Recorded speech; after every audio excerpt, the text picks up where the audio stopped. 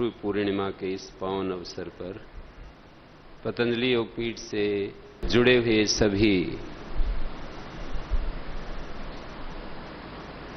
भक्त हृदय जो कि यहाँ पर श्री स्वामी जी महाराज को अपनी श्रद्धा, अपनी भक्ति, अपना प्रेम समर्पित करने के लिए उपस्थित हुए हैं, और उनके सहयोगी श्री आचार्य जी जिन्होंने ये सारा उनका दायां हाथ बन करके इस संस्थान को आपकी सेवा में रात दिन अहरनिश सेवा महे का पाठ पढ़ाते हुए आपके सामने जो रूप उपस्थित है उसको साकार किया, और मंच पर उपस्थित हमारे आदरणीय वेद विद्वान श्री आचार्य कृष्ण भट्ट जी और हमारे व्याकरणोपाध्याय श्री आचार्य भवेंद्र जी,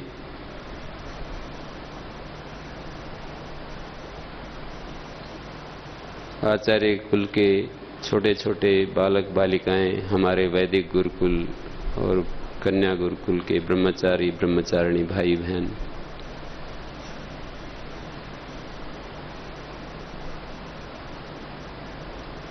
आप सब के लिए मेरा विनम्र सादर प्रणाम।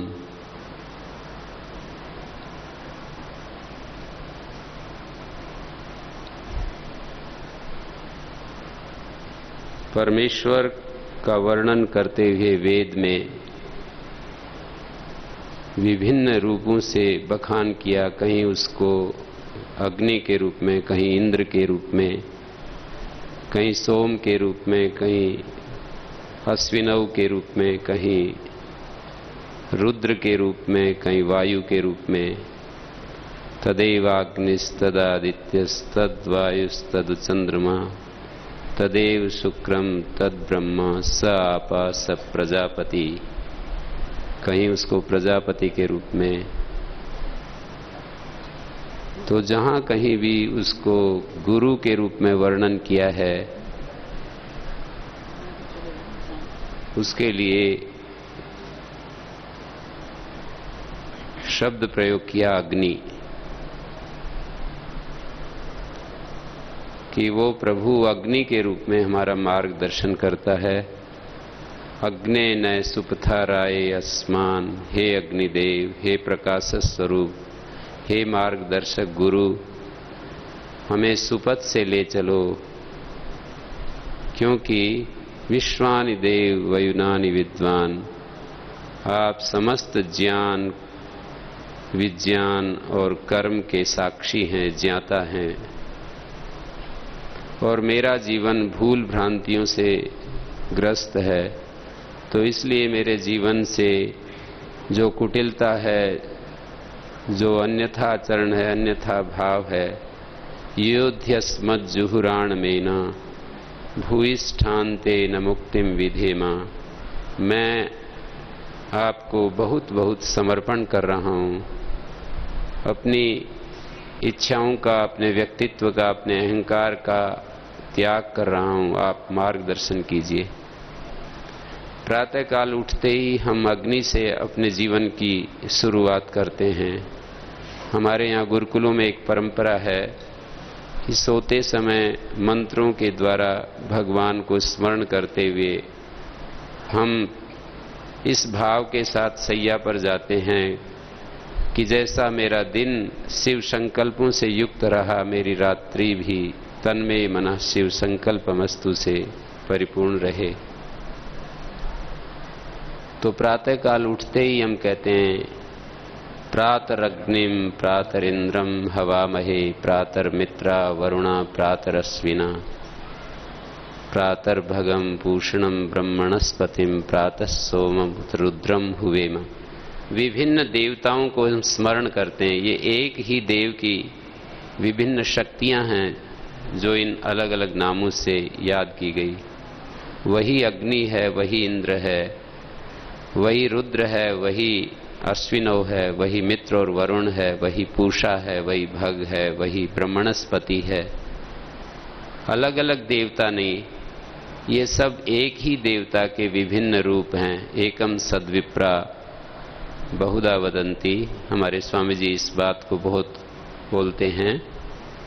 एक ही सत्य को अलग अलग रूपों में प्रकट किया जा रहा है। तो उस प्रभु को हम अग्नि के रूप में स्मरण करते हैं। अग्निमीले पुरोहितम। ऋग्वेद का प्रारंभ अग्नि से हो रहा है कि मैं उस अग्नि की स्तुति करता हूं, उससे मैं अपने जीवन का मार्गदर्शन चाहता हूं। जो पुरोहित है, जो हमारे सामने उपस्थित है, हमारा मार्गदर्शन करता है। वेद में अग्नि को पुरोहित कहा। पुरोहित का अर्थ है कि जो हमारा रास्ता आगे आगे गाइड का काम करता है, हमारा मार्गदर्शन करता है, हमें राह दिखाता है। और गुरु की भी वही भूमिका है। इसलिए शास्त्रकारों ने ये कहा कि सैस पूर्वेशाम अपि गुरु काले नन्वच्छेदात। वो हमारा गुरु बना हुआ है। ये शरीरधारी गुरु काल से परिच्छिन्न है, लेकिन वो काल की सीमा से परे है और सदा पहले वाले ऋषियों का भी गुरु और आज का भी, आज के जो तत्वज्ञानी हैं उनका भी मार्गदर्शन कर रहा है। अग्ने हैं पूर्वे भी ऋषि भी रीड्यो नूतनैरुत सदेवा एह वक्षति। वो सब देवताओं को हमें प्राप्त करा देता है। सारी दिव्य शक्तियों का वो हमसे संबंध जोड़ देता है। देवान ये आवक्षति। देवताओं को यहाँ प्राप्त करा दे। देवताओं को मानी सारी दिव्यताओं को हमें प्राप्त करा दे। तो जो अग्नि पूर्व ऋषियों और वर्तमान ऋषियों के द्वारा स्तुति का विषय बना हुआ है, सब जिसकी उपासना करते हैं, हम भी आज उसी की उपासना कर रहे हैं।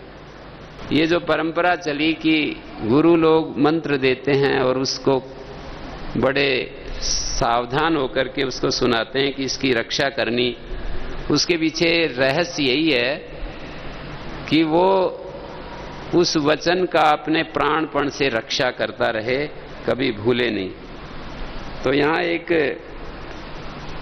गुरुजी ने संदेश दिया, वो लिखा हुआ है कि अपने एक प्रिय शिष्य से गुरु के महात्म्य के बारे में कहा कि गुरु शिष्य के पहले वाले स्वरूप को नष्ट कर दूसरे ही रूप में बदल देता है। मानो कि जैसे दूध का दही बना दिया हो, पर शर्त यह है कि दूध फटा हुआ न हो।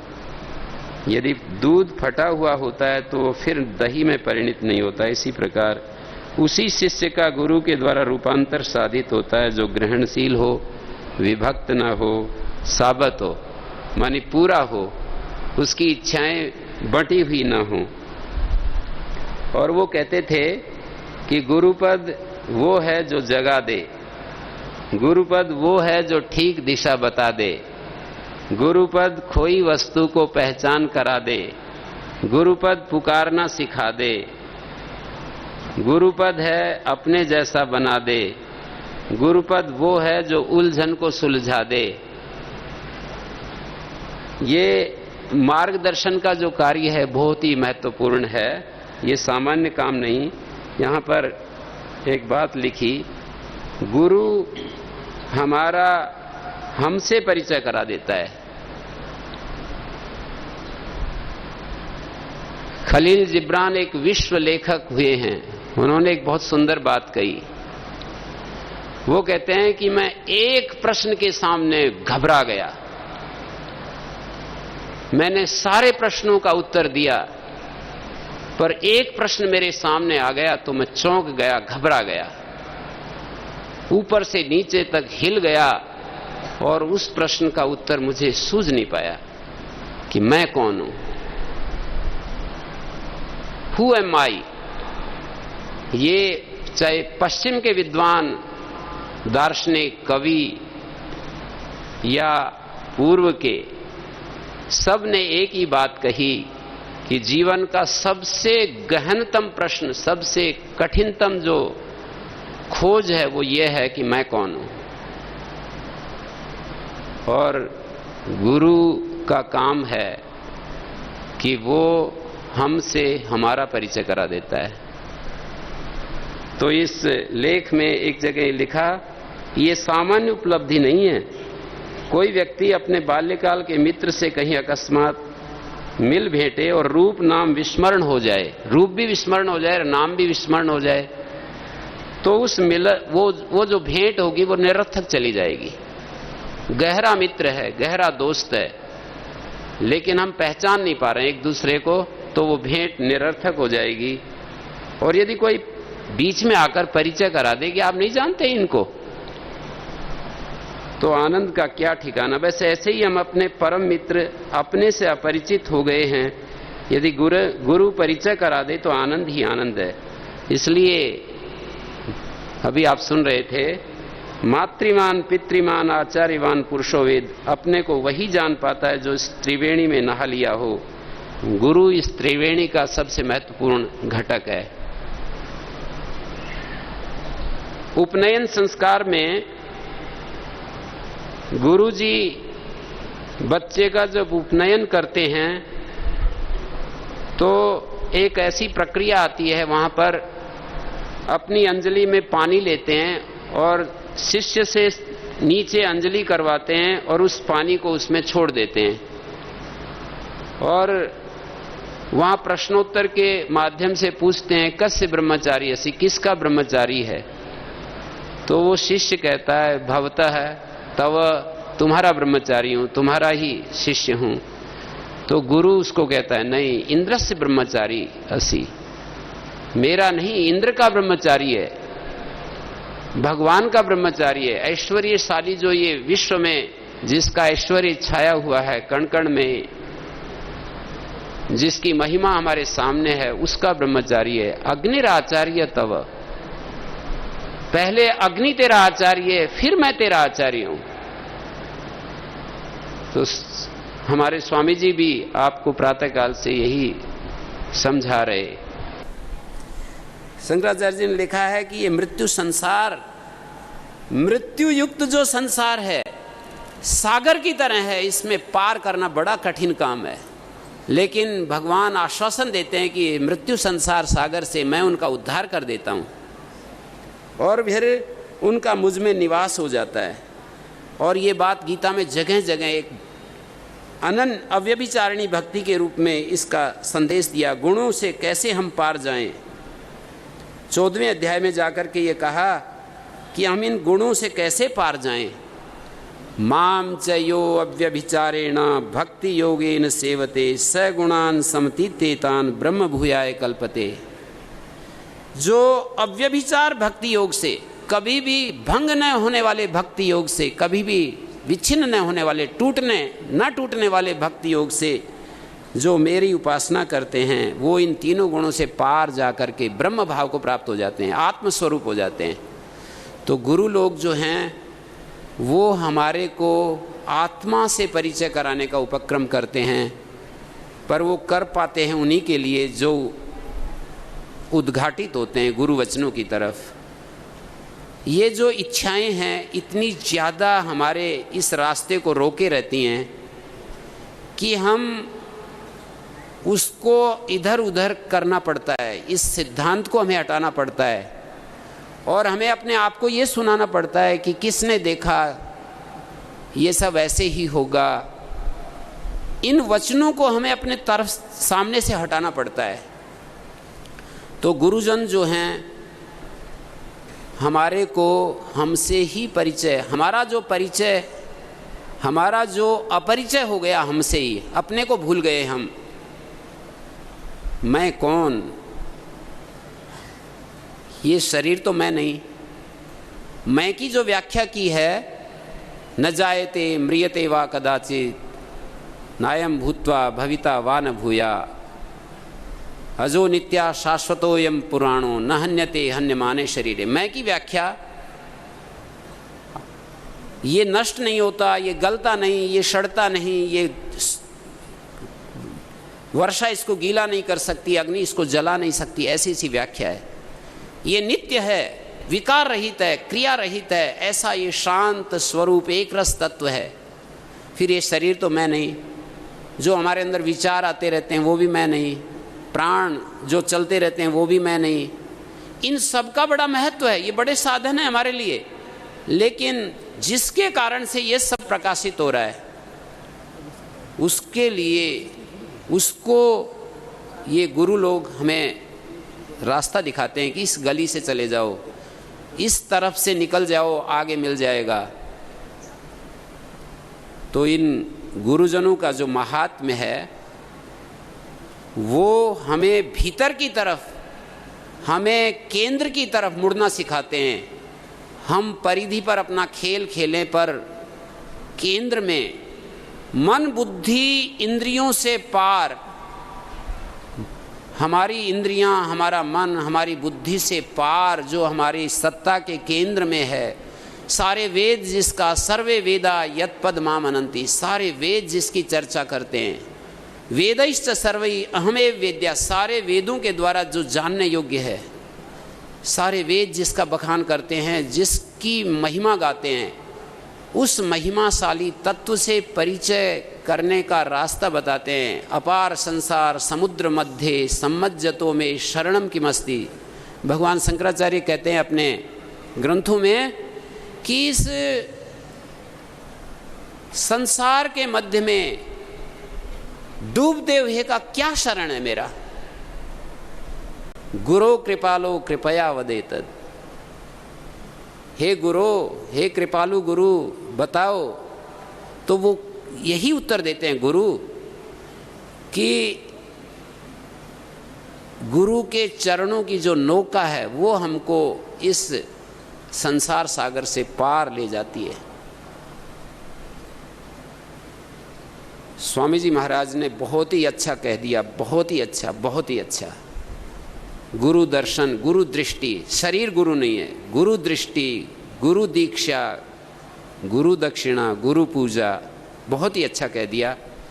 तो उनके वक्तव्य का समर्थन करते हुए उन्होंने जिस गंभीर अर्थ में इन शब्दों को हमारे सामने प्रस्तुत किया है और भगवान के जिस सगुण रूप के वो साक्षात मूर्त रूप हैं, सगुण पूजा के जो मूर्त स्वरूप हैं, वासुदेवा सर्वमिति स महात्मा स दुर्लभा, भगवान ने हमको बताया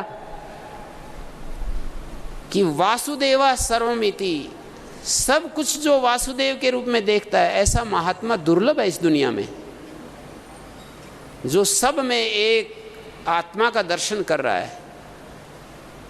अग्निर्यथेको भुवनम प्रविष्टा रूपम रूपम प्रतिरूपो बभूव एकस्तथा सर्वभूतांतरात्मा रूपम रूपम प्रतिरूपो बहिश्च। जैसे अग्नि तत्व, वायु तत्व, वायुर्यथेको भुवनम प्रविष्टा, ऐसे नाम लेकर के बताया। जैसे अग्नि सब रूपों में प्रतिरूप हो रहा है, वायु जैसे सब रूपों में प्रतिरूप हो रहा है, ऐसे एक आत्मा सब। तो गुरुजन, जो असली गुरुजन हैं, वो हमको हमारे भीतर चलने के लिए संदेश देना चाहते हैं कि हमें भीतर की तरफ यात्रा करनी चाहिए। माया का जो प्रभाव है ऐसे लोगों के समीप बैठ कर के वो ढीला पड़ता है। ऐसे लोगों के, हम भी ऐसे गुरुजनों की उपासना करना चाहते हैं, जिनके सानिध्य से, जिनके शब्द सुनकर, जिनकी पुस्तक पढ़कर, जिनके स्मृति मात्र से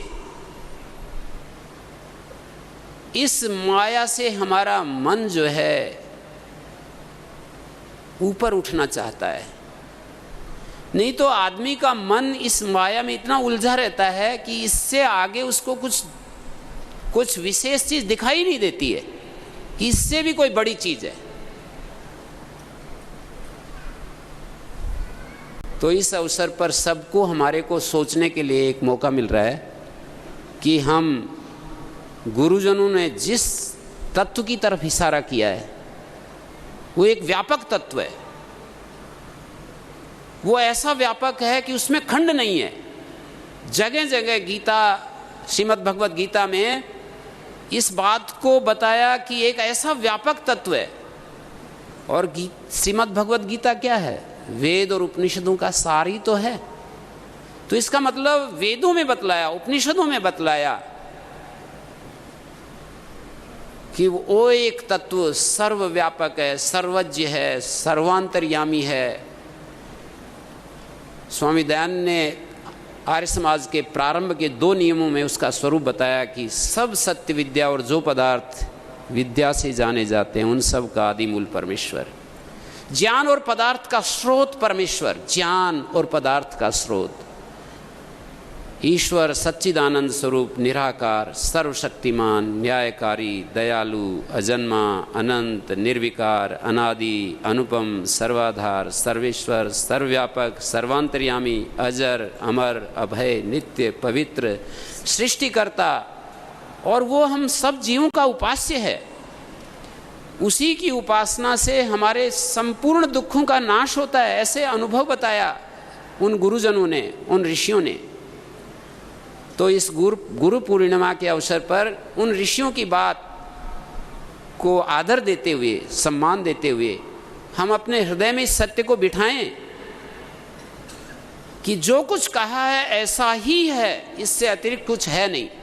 हमारे मन में जो संशय आते हैं, हमारा मन उधर से उस तरफ ध्यान नहीं देता है, तो इस अवसर पर हम थोड़ा उस तरफ ध्यान दें कि इन्होंने जो कुछ कहा है वो ऐसा ही है, इसमें थोड़ा सा भी हेर फेर नहीं है। तो हम यदि आत्मा को खोज पाए, मैंने आचार्य कुलम में जैसे बच्चों के सामने, छोटे छोटे बच्चों के सामने बात रखता हूँ, तो एक दिन ये बात कही कि उस आत्मा को खोजना है हमें।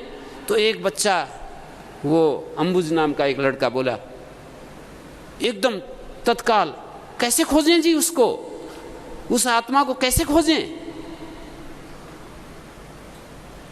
तो ये सब हम बच्चे ही हैं, ये छोटे बच्चे हैं, हम बड़े बच्चे हैं। ये इतने कोमल हैं, इतने भोले हैं, इतने सहज हैं कि इन्होंने इस कृत्रिम ज्ञान के द्वारा अपनी उस सहजता का नाश नहीं किया है। हमने अपने उस कृत्रिम ज्ञान के द्वारा सहजता को हम खो बैठे हैं। तो फिर हमें उस सहजता में जाना होगा जिस सहजता में ये बालक, छोटे बालकों को मैं देखता हूँ, 5वीं 6ठी में जो बच्चे होते हैं, उनमें कितनी सहजता होती है, कितनी निर्मलता, पवित्रता होती है। जैसे जैसे ज्ञान बढ़ता जाता है, ये संग्रहित ज्ञान, पुस्तकीय ज्ञान, बाहर से सुना हुआ ज्ञान जैसे जैसे बढ़ता जाता है, हमारा वो सौंदर्य गायब होता जाता है। तो गुरुजन हमको ये सिखाते हैं कि हमारी वो परम सहजता, भीतर की सहजता, वो जीवन के विकास के साथ बनी रहे। भगवान से हम प्रार्थना करें कि हम इस ज्ञान में जी सकें और अपनी उस सहजता को, अपने उस सहज आनंद को हम बनाए रख सकें। आप सब के लिए बहुत बहुत कृतज्ञता। ओम शांति शांति शांति।